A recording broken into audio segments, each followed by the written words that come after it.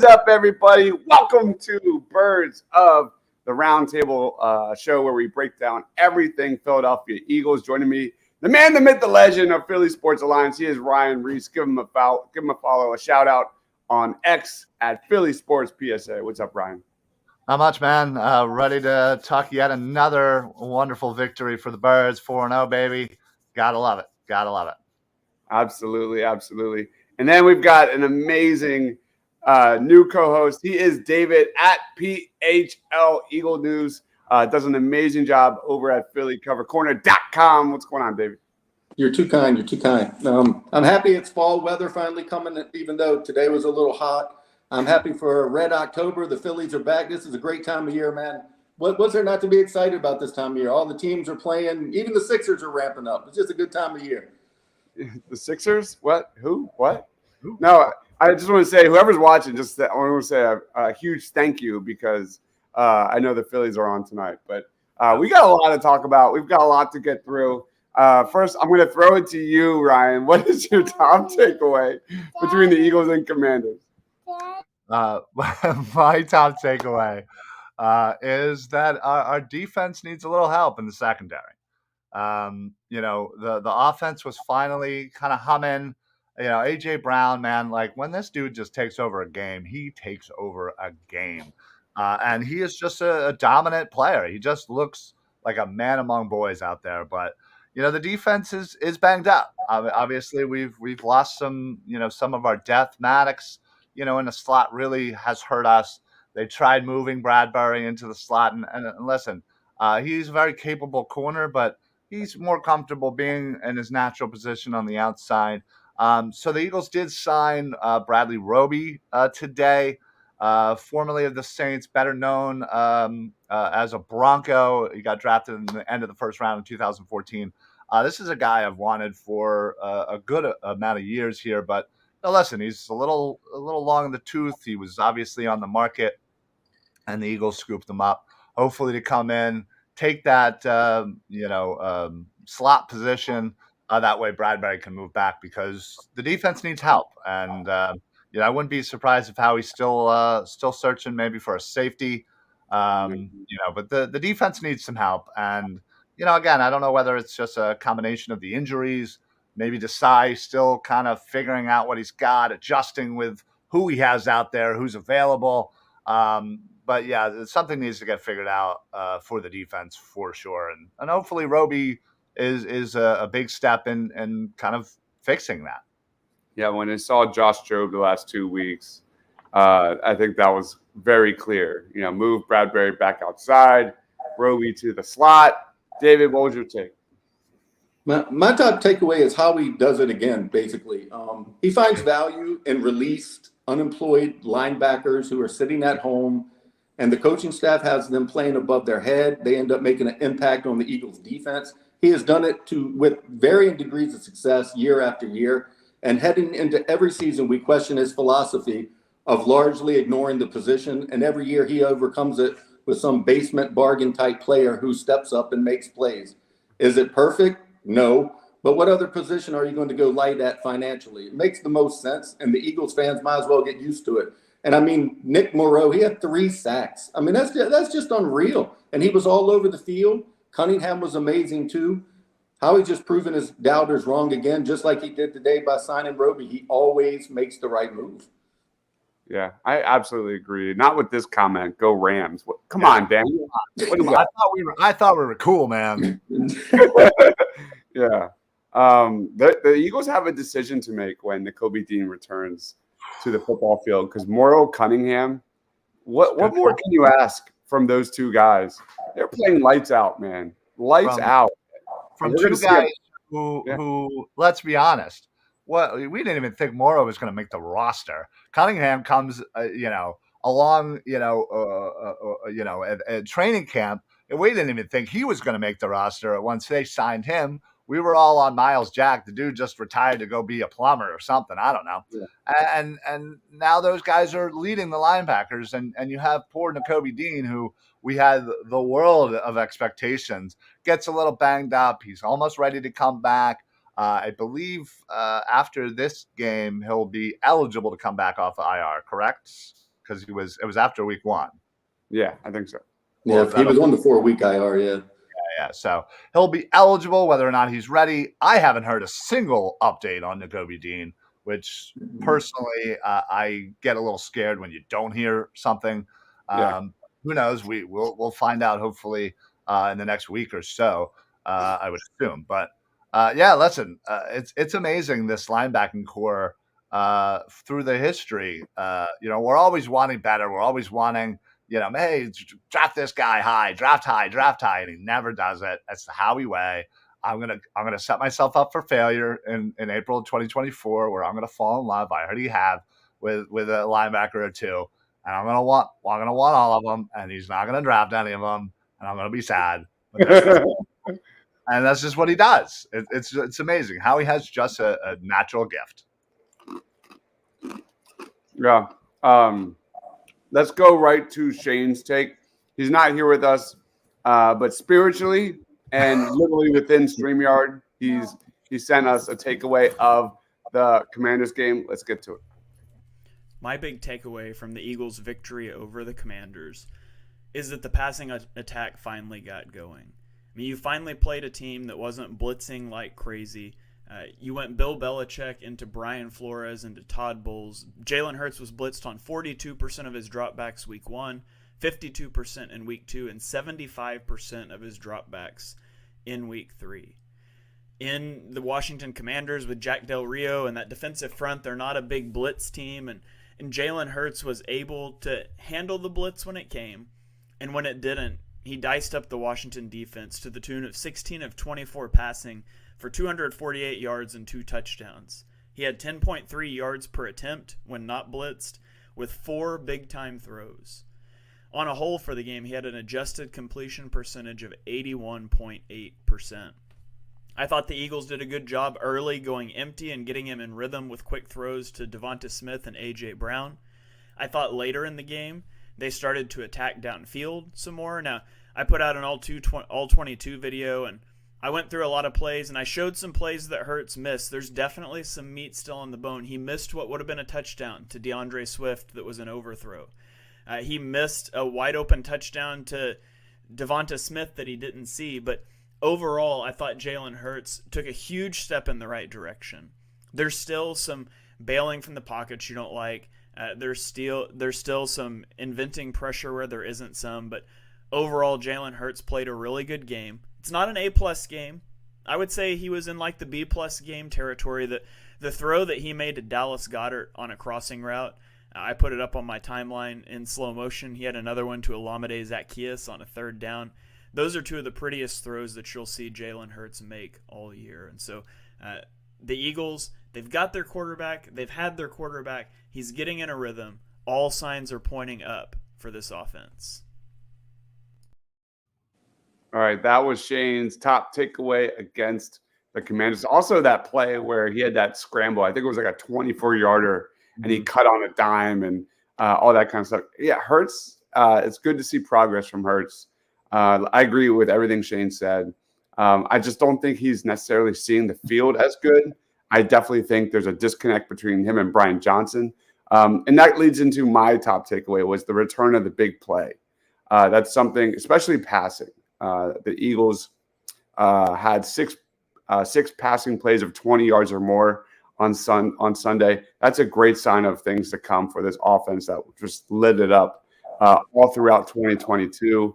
But it was also a really frustrating game. Like, this was one of the games, maybe it was the divisional rival, the Commanders, I don't know, but I was like literally like within 2 feet of my TV for 90% of the game, screaming every single freaking time the Eagles almost took down Sam Howell, pressured Sam Howell in the pocket.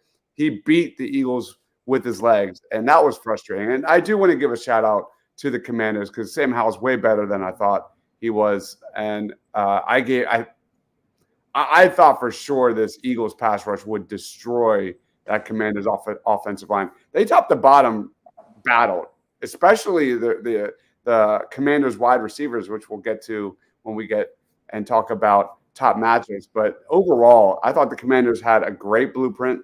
I thought they played very well. And to be honest, if it wasn't for Reed Blankenship's fat forearm, we probably are talking a different narrative right now. And the other takeaway is Jake Elliott. My goodness, is he not the team MVP at this point? The dude is like cementing himself as an all-time Eagles kicker.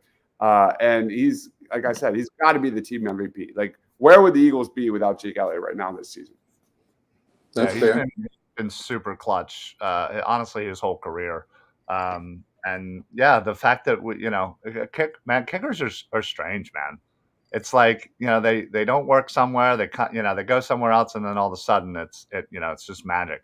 I mean, we literally plucked him off of the Bengals practice squad, right?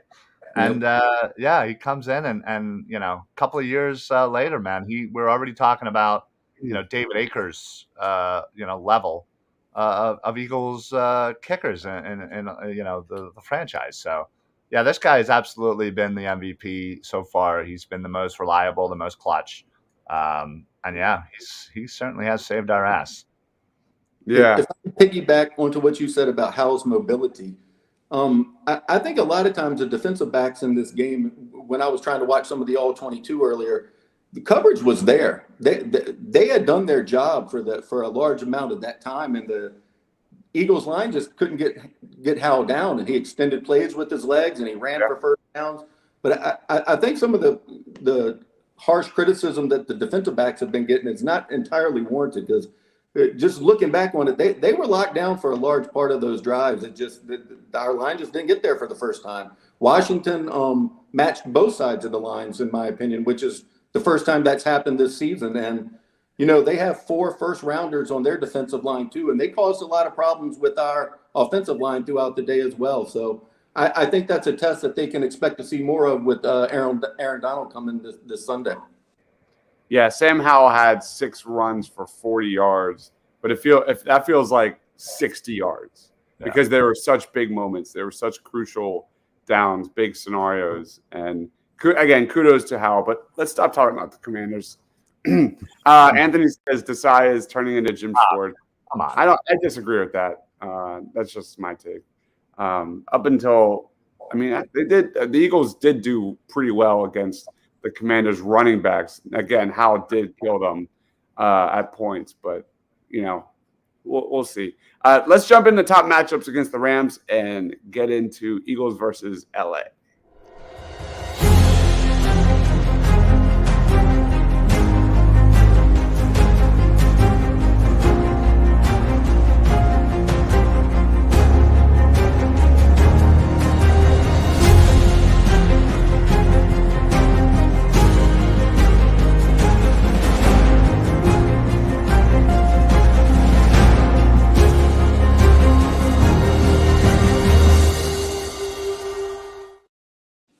All right, Eagles versus Rams. Eagles 4-0 against the LA Rams, who sit at 2-2. I think the NFC North. I could be wrong, but really fun matchup. You have Aaron Donald, one of the greatest of all time, possibly passing the baton to Jalen Carter in this one. But I will throw it to you, David. What's your top matchup to watch against the Rams? The Eagles defensive backs versus the Rams wide receivers, specifically Puka Nacua. Am I saying that right? No. Yeah. Cooper Kupp could be coming back, but the big star is Puka Nacua. He could be a real issue. The guy's already got 39 catches for 51 yards. The scheme that Desai runs requires our defensive backs to have a lot of communication, and the young guys have been struggling with that throughout the season thus far. You have Bradbury playing out of position in the slot, and Job has been outside, and you have Reed and whoever they plug in at safety beside him all season, but they've been having trouble identifying who to cover when receivers are running certain routes. And on many instances, you've noticed 2 defensive backs on one player, and then another receiver is completely wide open all alone on the side. They got to clean that up, or Stafford will find Nacua and kill him. Or Kupp as well if he ends up playing. Stafford is cerebral. Those pre-snap looks that Desai loves doing isn't going to fool him like it has the lesser experienced QBs of Mac Jones and Sam Howell at times. It's going to be a real test for their defensive backs to slow down the air attack. And the Rams are capable of putting up big numbers on any given Sunday. So I think it's a real threat in this game. It's one of the first times I've gone into a game truly having to decide whether or not I think they're going to win or not. Yeah, I agree. That I'm just going to go, and then I think I'm going to play Shane's video because we're back to back to back here. Matthew Stafford. You look at this guy; he's the sixth highest graded passer through 4 weeks per PFF. Leads the NFL in big time throws with 11.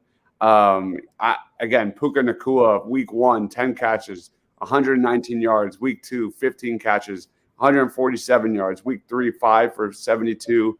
And last week, 9 for 163 and a touchdown. How the Rams are going to move this guy in pre-snap motion is going to be a problem. It's going to be a big freaking problem given everything we have seen from this Eagles defense so far. Josh Jobe, Terrell Edmonds all look horrible. The Eagles linebackers have really struggled with pre-snap motion. The Eagles are thin at safety and slot corner. I just expect the Rams to truly exploit this and get Nacua in motion as much as possible.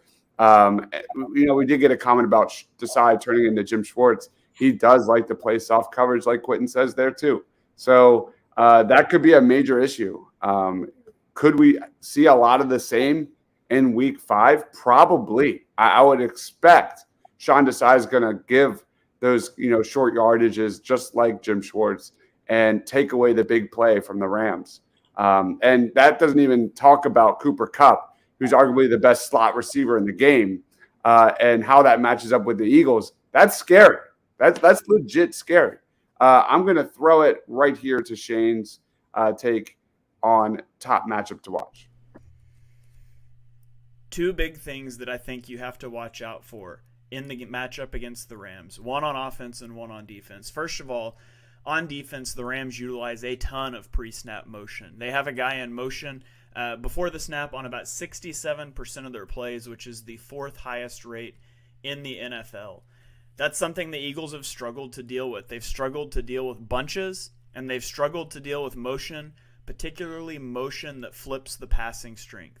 We had 3 receiving options to the left. A guy goes in motion to the right. It tends to mess up that coverage. What are the Eagles going to do at nickel? How will the linebackers be able to dissect all of the motion and play action that is thrown at them?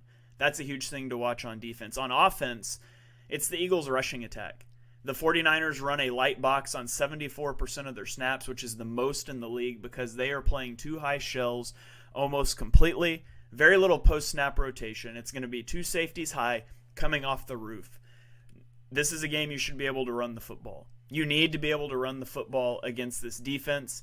They're going to run a lot of 7-man fronts out of 3-4 personnel. That's fine. You should be able to play bully ball up front and establish the run on the legs of DeAndre Swift in this game. All right, that's Shane's top matchups to watch. Again, the way the Rams can get Nacua in space, and if Cooper Kupp can play this Sunday, that's going to be. I don't like that matchup whatsoever. The Eagles defense is going to have their hands full. Ryan, reaction to that, and then what's your top matchup? Yeah, listen. The Rams wide receivers are certainly very talented, and God forbid if you're adding Cooper Kupp, don't forget they also have Tutu Atwell, who's playing really, really well. They have Van Jefferson, who also is another great wide receiver. So they are going to be, the defensive backfield is going to have their hands full for sure. Luckily, their offensive line isn't the greatest. So the run game with Kyron Williams, not the greatest either. And that's actually what I want to talk about is our defensive line versus their offensive line. Yes, obviously, I think, our defensive backfield is certainly going to be something that we need to watch. But something outside of that, going through, this Rams offensive line, they've certainly been hit with some injuries. There's really not too many people of note on this line. They did draft Steve Avila in the 2nd round, I believe, from TCU, the guard. He is their starting left guard. Again, he's certainly been playing well, but again, the injuries have kind of made this defensive line very thin. And we just talked about last week was versus the Commanders, where we expected our Eagles defensive line to eat all day with a very kind of similar situation in Washington that they have at the Rams. So obviously, what are they going to do to change that? Because the Commanders held up. They held up certainly enough to have Sam Howell look a lot better than we all expected. So and he had time to throw. So what are they going to do to get to Matthew Stafford? What are they going to do to get him hurried, get him on the ground, get some sacks? That is, I think, the question. About maybe getting to the quarterback a little bit quicker with kind of a similar situation that we just dealt with. So that's what I'm going to be looking for. Absolutely. Another matchup I'm looking at is Jordan Davis versus right guard Kevin Dotson. The Rams acquired Dotson from the Steelers prior to week 1 and had a really good game last week. He was the 3rd highest graded guard in run blocking according to Pro Football Focus. He only allowed just 1 pressure in pass protection.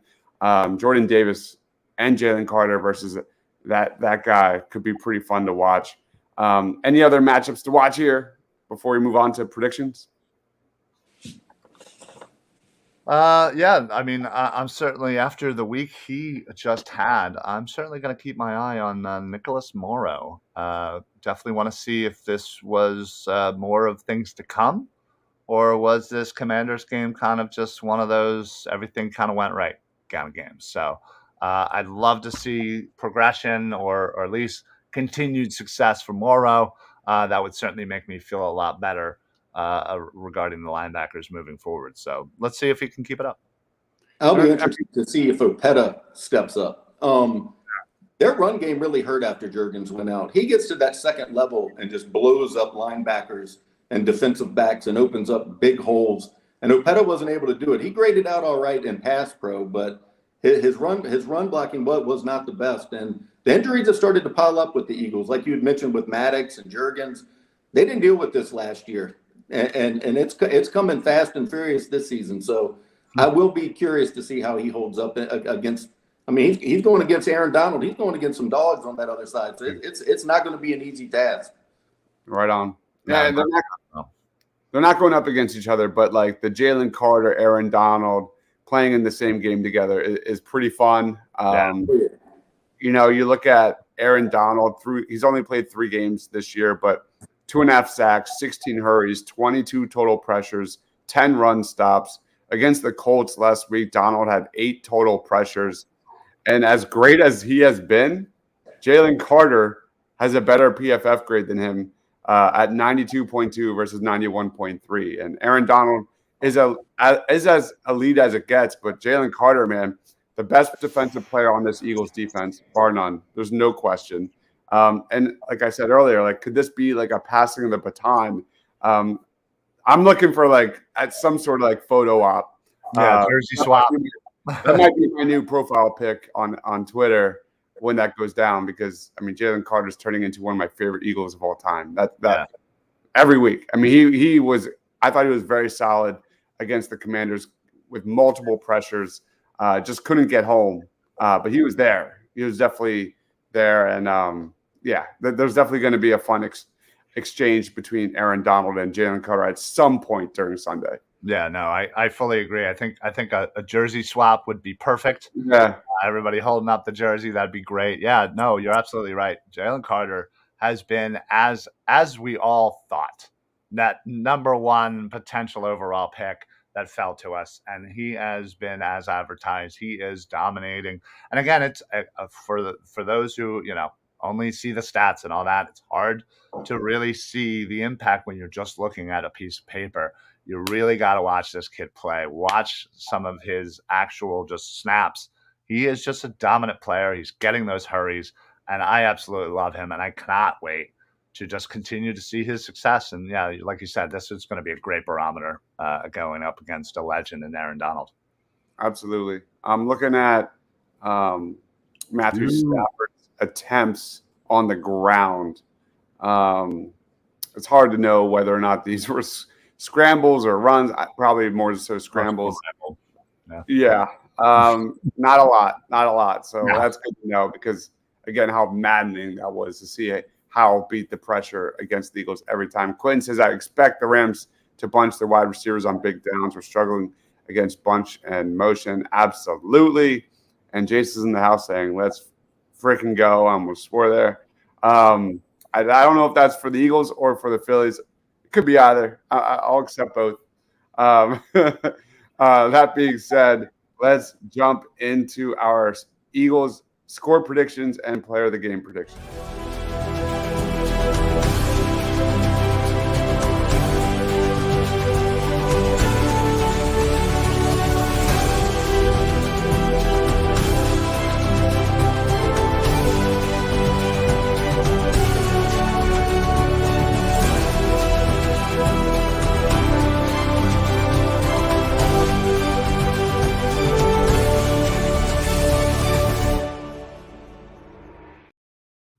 All right, Eagles versus Rams. Eagles have beaten the Rams 6 of their last 7 matchups, going back to 2005. I'll throw it to you, Ryan. Who's your player of the game? Score prediction. Yeah, so when I was thinking about who to select, there's certainly some obvious choices here. Jalen Hurts coming off of what a great game he had, especially statistically with AJ. He looked great. He's improving. He's stepping up. He's looking more comfortable. You could go with Swift, who, again, should hopefully do well against this Rams front. But I'm actually going to go with somebody who hasn't had a great game yet this year, and it's Dallas Goedert. I think whenever we mention or look at somebody like we did with AJ Brown, where we're like, oh, AJ hasn't really gotten started, and boom, what happens? He has himself an absolute monster of a day. Well, we're starting to talk about Dallas Goedert that way right now. We're saying, what's going on? He hasn't started. He hasn't started up. He hasn't gotten that game. He's had a few nice catches. We haven't really utilized him. This is the game. This is the game for Dallas Goedert to say, oh, yeah, hey, guys, don't forget about me. I'm one of the best tight ends in the league right now. Don't forget about me. I'm blowing up. I'm doing some great things in LA. So I'm going to go Dallas Goedert. I do think it's going to be a really close game, a little too close, kind of like last week. I'm going to go with 36-33 Eagles in what should be a kind of a slobber knocker, back and forth. Eagles pull away late. Wow, the Rams have given up the 3rd fewest passing touchdowns through 4 games right now. Interesting. But also interesting, Ryan not picking Devontae Smith for the first right. I went off of my Devontae. All right, David. Who's your player of the game prediction? Every week we deliberate between all these guys who we think is going to be the player of the game. And 3 of the 4 weeks, it's been one guy, and nobody's ever picked him. So I'm picking him this week. It's Jake Elliott. He is going to kick the game-winning field goal, and he is going to be the player of the game. If it wasn't for him, I don't even think I'd be picking the Eagles to win this game. Like, I think he's going to have to be clutch. He's going to have – because the Eagles are struggling in the red zone. We've been relying on field goals. He's nailed all of them. If we're 55 yards out, they're going to kick one anyway. And I think he's going to kick the game-winning field goal, and I'm going with the score of 33-31. All right. That is a great selection. I love it. If there's any weakness, I'm going to go DeAndre Swift. I want to see the Eagles get back to kind of running the football a little more here. If I'm reading the stats correctly, and it's so early, I've barely had any time to get ready for this game. But you look at the Rams; they've given up 5 touchdowns on the ground. That it seems like the Rams' rushing defense is not quite on the same level as their pass defense, but it's still middle of the pack. It's fine. So anyway, I'm going to go DeAndre Swift as my player of the game. For me, Ryan, what's your score prediction? I think I said 36-33 Eagles. 36-33 Eagles. A lot of points there. A lot of points. It's going to be scoring touchdowns left and right, and it's gonna be way too close. And I'm definitely gonna be miserable at the end of the game. They officially win it. Joseph says Eagles 24, Rams 16. Yeah. What is your score prediction, David? 33-31 Eagles. Whoa! I'll go a step further. Last second field goal by Jake to win it. Wow. All right, so Trying to kill me, David. 4 points difference, 4-point differential between Brian's and David's score prediction. Quentin says player of the game is Hurts. I hope to see more progress with the offense. That's all you want to see, man. Johnny G says horns up. Where's all these Ram fans coming from? I know. I like it. I like it. Yeah, I love it, but I didn't even know they existed. Jalen Carter is Joseph's player of the game. I've been picking Jalen Carter quite a bit here on this show. I would love to see that. Yeah, I'm going to go with the run game. But my score prediction, I'm going to go a little higher. I'll go Eagles 30.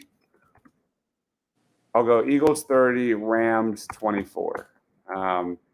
Again, I agree. I think it's going to be a closer game than maybe we thought, possibly before the season started. So Cooper Kupp, Nakua could be a problem.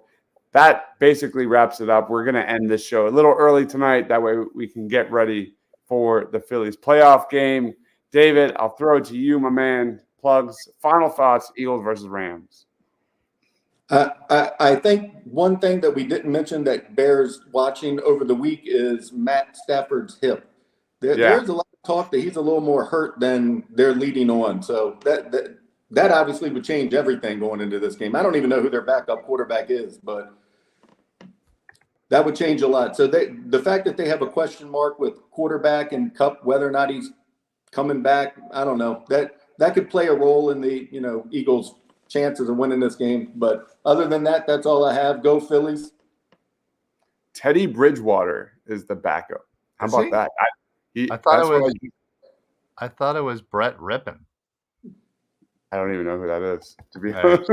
He was with Denver last year. Hold on. I think I looked up something different. Hold on. All right, the backup for the Rams is Brett Ripien. Yeah, and Stetson Bennett. Oh my God, Stetson Bennett. Yeah, that's right. They do have Stetson Bennett. I forgot about him. But isn't he hurt or something? I don't know. Yeah, it says he's out.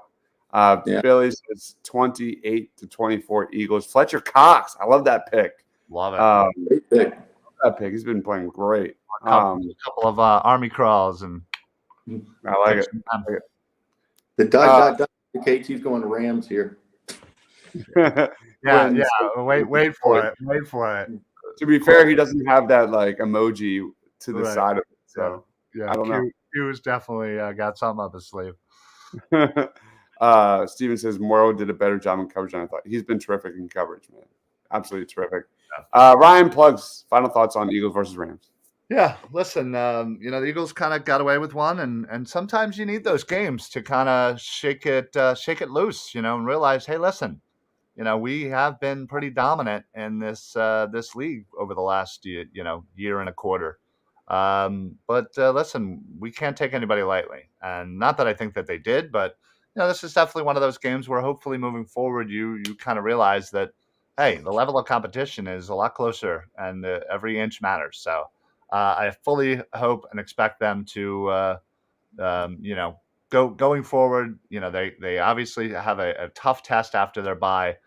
So let's rack up some of these wins while we can before the season gets a little tougher schedule wise. But I'm looking forward to a great game, and then man, the next couple of games too. I'm excited. You got the Jets that I'll be at in New York. You got Miami. You got the Kelly Green game coming. Should be a fun time. But listen, you can find me pretty much everywhere doing a show pretty much all day, every day. Philly Sports Alliance, check us out, Facebook, YouTube, Twitter, all that good stuff. Best place is Facebook. Put on the automatic notifications when you follow. That way you get all of our shows automatically when we go live. You also get every Edge of Philly sports show, which they're doing every Phillies game. They're doing post, which is such a great show. You got to check that out. Obviously, for every Eagles game, pre, half, and post. when the Sixers start, they're doing, Sixers live reaction shows. So check it out. Not only that, but me and Dives do a college football show that's centered around NFL prospects every Monday. On Mondays, I do my show, Football Smack Talk show. We got this show on Tuesdays. We got Wednesday. We got Party on Broad.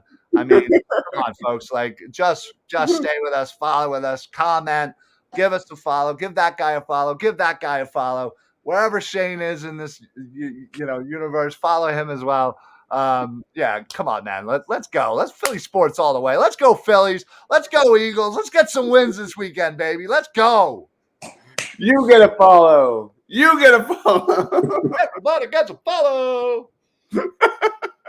Oh, that was amazing. I'm going to clip that one out. I can't wait. keep forgetting that you guys do. I gotta do that. That was terrific. I can't wait. All right. Billy says you guys are great. Thank you for relieving the stress. That's what we're here for. Mm-hmm. The part of the schedule ain't easy, but if I feel like our laugher is coming sometime soon. Definitely possible. Definitely possible. Yeah, and that kind of goes into my final take is they got to clean up the penalties, man. 11 for 80? I believe they had like 6 penalties. The rest yeah, that was bad.